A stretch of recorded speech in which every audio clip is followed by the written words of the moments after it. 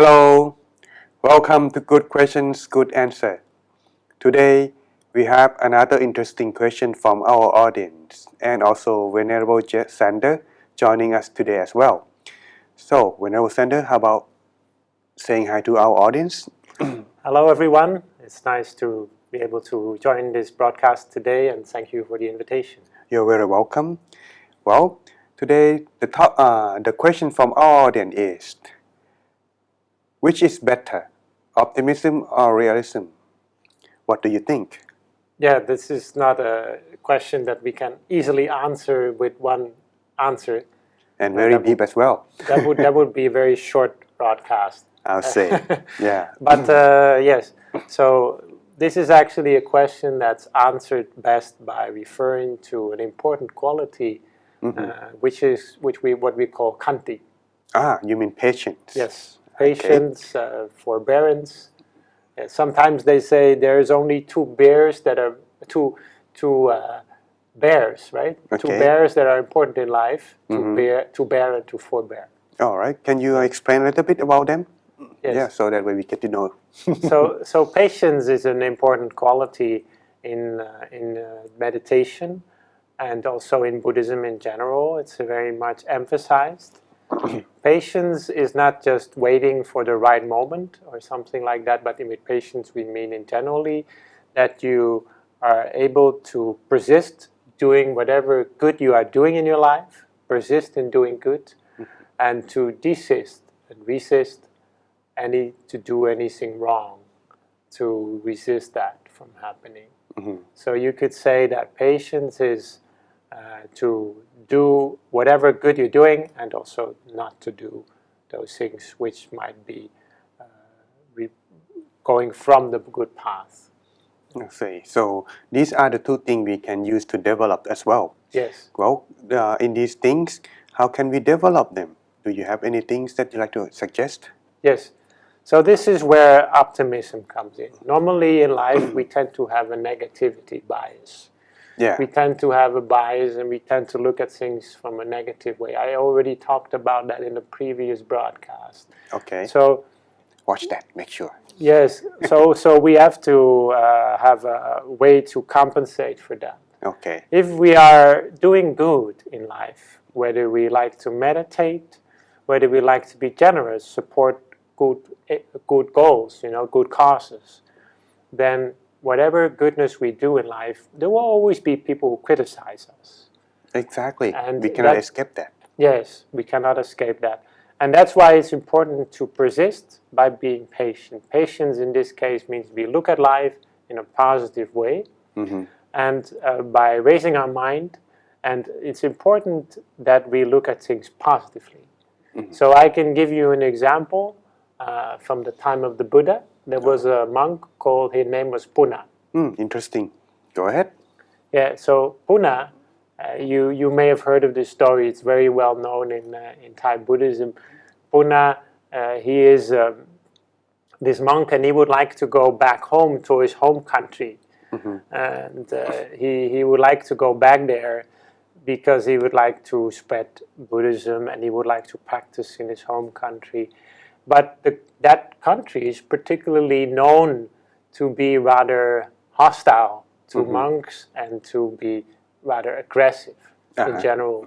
No, not suitable to live or go there. Yes, difficult to live there and to go there. So the Buddha questions Puna first. When Puna takes his leave with the Buddha then questions him first and says, but what if you go back there, what if they start to shout at you, if they scold you or something like that? And then Puna says, well, I'll be happy because I'll be satisfied because at least they're not throwing things at me.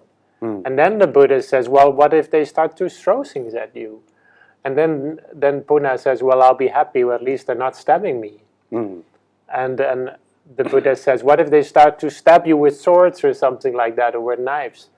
And then he said, well, at least they haven't killed me. And what if they kill you? Then he says, well, some people, they go through a lot of efforts to kill themselves, and I don't have to do that. Of course, he was not a suicidal kind of monk. He was a very wise monk. But he was just always looking at the bright side of everything. and which made him very strong and persistent in doing good. And eventually, that entire area, that entire province, became very peaceful, became a lot better because he was able to go back there, tolerate, and get through all the problems. And that is also a reminder of what we are today. You know, we are living in a world with many difficulties, adversities. We try to look at the bright side, and then we can make it through. So, therefore, when we are practice of khanti or patience, these things also need to come together with the positive or optimism, right? Right. So, what about if we having too much optimism? Sometimes we may just thought that, oh, you are thinking too much. You forgot about reality. Right, that's true. You know, one participant came to me, one participant in a retreat, and I had been teaching about old age, sickness, and death. And he came to me, he said, I think you got it all wrong. The more you think about death, because I was teaching that thinking about death is a good thing. It makes you wise. And then he said, you got it all wrong. The more I think about death, the more negative I get, the more older I get older and older. You should think positively. You shouldn't even think about those things, you know. The best way is, you know, ignorance is bliss. And we should be ignorant. We should, you know, that's not what he said, but that was kind of his point. So I think this can be best answered by the motto in English language. We Interesting. hope for the best, but we expect for the worst. So that's in every situation we should be caution. Yes. There should be space for caution. Yes. But there should also be space for hope. I see. So we might, of course, have a very long life. We might not die tomorrow. Who knows? But life is unsure, and that's why we reflect on that, because life is unsure. We feel it's a very wonderful gift to be alive every day, but it doesn't mean that we think we're going to die tomorrow for sure. It could be a long time, and we hope for the best, but we expect for the worst. Yes. That's what I think. That's a very wise way of looking at things. I like the idea of also what we are practicing. Like every day, we have to remind ourselves we must die for sure. Yes. Just like you mentioned. So that is also to remind us not to be reckless about our life. Yeah, we shouldn't be negligent, but at the same time, we don't have to be pessimists. Yes. We most likely will not die tomorrow, but it is a possibility, and we just keep in mind that it makes our present more wonderful. And that would also open the hope for us that, hey, we still have time. We can do something benefit to us. Exactly. So that's therefore in here. Optimism and realism, how can we distinguish them between these two when we are facing such situation come then? Yeah, that I think when you say distinguish, it's like you choose one, but I think you don't need to choose one. How so? You need to have both. Like in Pune, of course he knew that when he went back it would be dangerous. It's not like he ignored it, but he just kept going through. He kept persisting. Why? Because he knew that his future would be to bring peace and to bring wisdom to his home country where he was born. He probably felt gratitude to his home country, to his homeland. So that's why he had a clear aim to go there. But at the same time, he was able to persist through all the adversities because he always looked at the positive side. I see. So sometimes when we look at the positive side, the negative side, which is obviously there, will not draw us down. We will be able to survive in that way.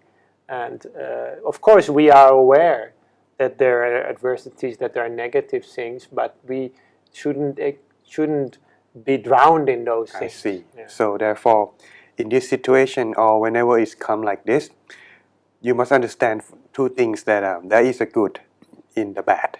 Right. There is the bad in the good. So that's when we understand is will we be caution, but also being positive at the same time together. Right. So that's when such situations surface, we will be able to handle it well, and therefore we can go on with our lives when such thing come. Therefore, in here, last thing before we're gonna conclude this, about the patience that you like to go on with this, about how do we develop this patience as time we understand. But now when you develop in practice, what do you have as some kind of secret of practice that we can tell our audience?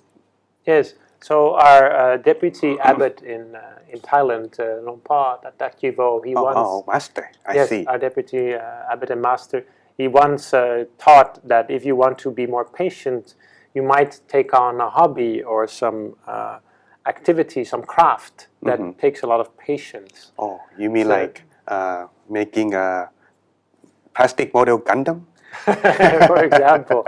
I think he was meant a more. He was referring to a more traditional craft, but Oh, okay. I wouldn't be able to translate it. I can't remember the exact wording as well. But the point is that there's practices that we can do in our lives to become more patient. I see. It's also important that we think positively, that we are able to think positively by often looking at the positive side of things. It helps to keep a diary of some kind where we make notes, not just venting our emotion, but to write positive things and things we've learned from every day.